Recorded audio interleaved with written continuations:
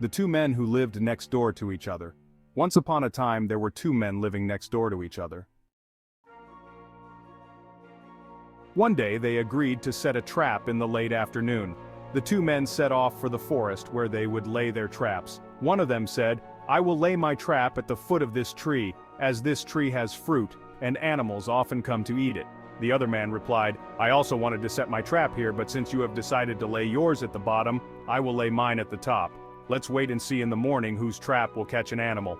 Then, one of them laid his trap at the foot of the tree, while the other climbed the tree to lay his at the treetop. After laying their traps, the two men returned home. That night the man who laid his trap at the treetop talked to his wife. He said, "Since my ancestors' time, I have never heard of anyone laying a trap at the top of a tree to catch a four-footed animal that walks on the ground. How can I catch an animal when I have laid my trap at the treetop? I will have to get up very early to check it, and if the trap on the ground catches an animal, I will remove it and tie it to my trap at the treetop. In the morning I will check the traps with that man. I'll give some deer meat to Sophia Sek. If that man protests, he will bring a lawsuit to Sophia Sek and she will judge him to lose." After thinking this over, the man and his wife went to sleep. When the rooster crowed, the ill-intentioned man got up, washed his face, chewed some betel nuts, and left home to check his trap.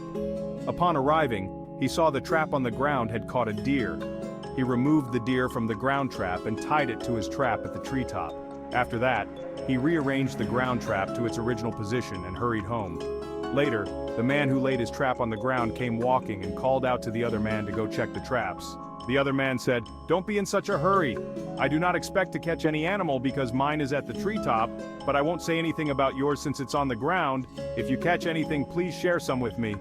These were sarcastic remarks, as he had already guessed what would happen. The two men walked away chatting. When they arrived at the place, they saw a deer caught in the trap at the treetop. The owner of the treetop trap exclaimed, "Look, whose trap has caught an animal now?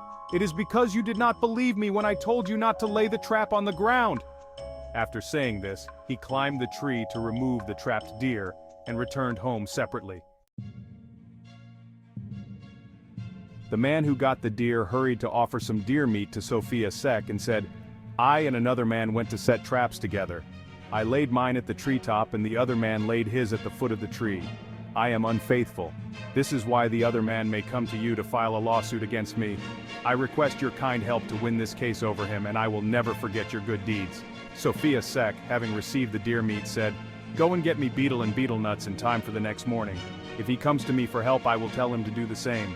If he is late, it will be easy for me to rule that he loses the case, so you must hurry." As for the man who laid his trap at the foot of the tree, when he returned home, he sat breathing deeply, dissatisfied with what had happened. He then went to Sophia Sek to sue the other man. Sophia Sek ordered him to do what he had asked the other man to do. The next morning, the man who had laid his trap at the treetop brought all the required items for Sophia Sek first. As for the man who had laid the trap on the ground, he could hardly afford to buy the items requested, as he was very poor and afraid of losing the case. He ran from one village to another until he met Sophia Tansei, the judging rabbit, who asked him to stop and said, "Why are you running? What's the matter?" The man stopped running and said, "Please help me. It is because I and another man went to lay traps together.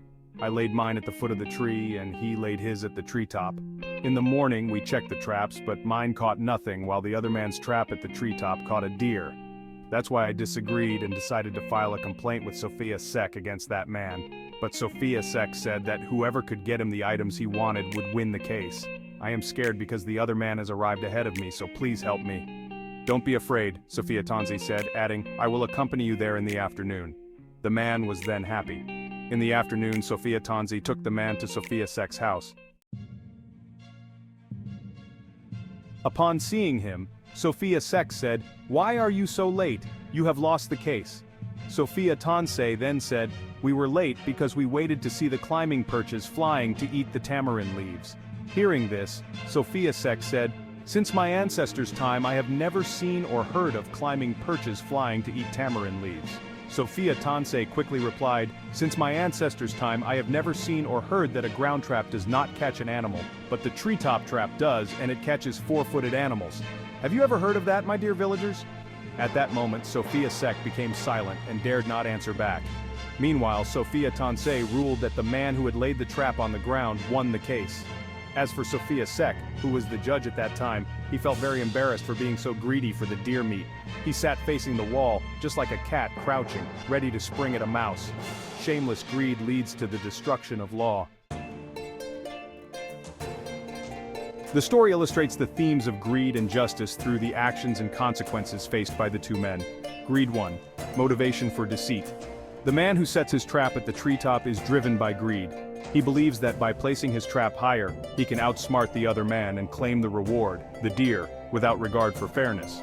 His desire to catch the deer leads him to deceitful actions, such as moving the deer from the ground trap to his own. 2. Consequences of greed.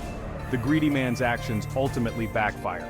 His attempt to manipulate the situation leads him to face judgment, exposing his dishonesty.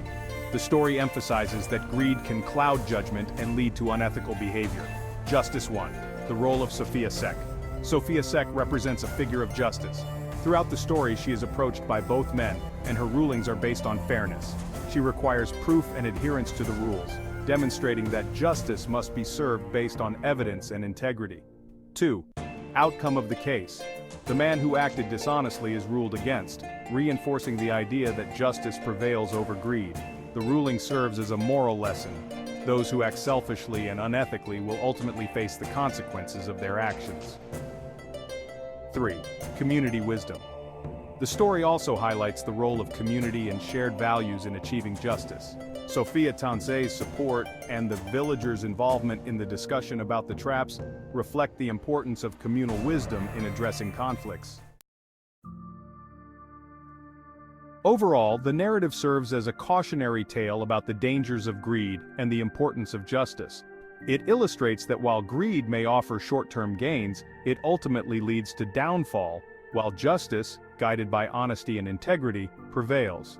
The interplay between these themes encourages readers to reflect on their own values and the consequences of their choices.